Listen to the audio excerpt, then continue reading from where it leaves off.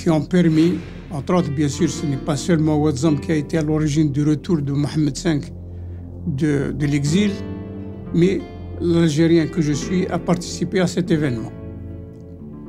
De là, je suis allé à la demande de ces Salbi Allel qui était responsable au Maroc. Je suis allé à Rabat et de là, je me suis retrouvé à Nador, où il y avait un centre de transmission, dirigé bien sûr par Simbrouk Boussouf. C'est là où j'ai eu le plaisir et l'honneur de le rencontrer aussi, de savoir qui il était ce monsieur.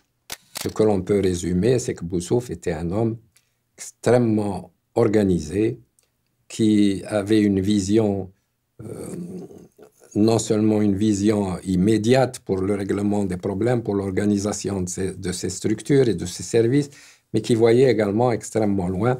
C'est également un responsable qui faisait confiance à ses hommes, malgré leur jeune âge. Il les a aidés à se former, il leur a confié des responsabilités, il a pardonné les fautes, des erreurs qui ont pu être commises par, non pas par incompétence, mais par, je dirais même pas par négligence, mais par manque d'expérience. Et c'est ce manque d'expérience et ces fautes corrigées qui ont fait de ces responsables des cadres qui ont su assumer pleinement leurs responsabilités.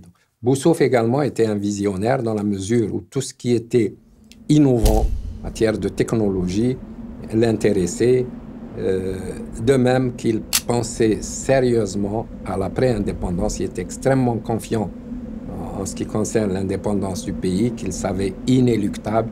Il a déjà pensé à l'avenir de ce pays en organisant des actions de formation multidirectionnelles dans les domaines les plus variés, notamment dans les domaines où les Algériens n'avaient pas la possibilité, à l'époque de l'administration coloniale, de s'exprimer ou même d'y accéder.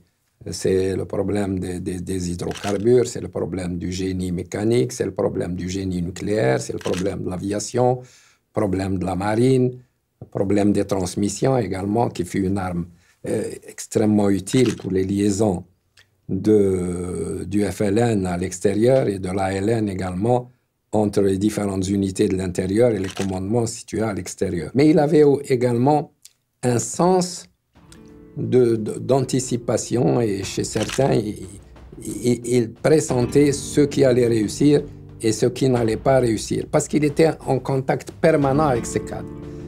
Boussouf était un homme qui connaissait individuellement la presque totalité de ses collaborateurs et des agents placés et des journaux placés sous ses ordres.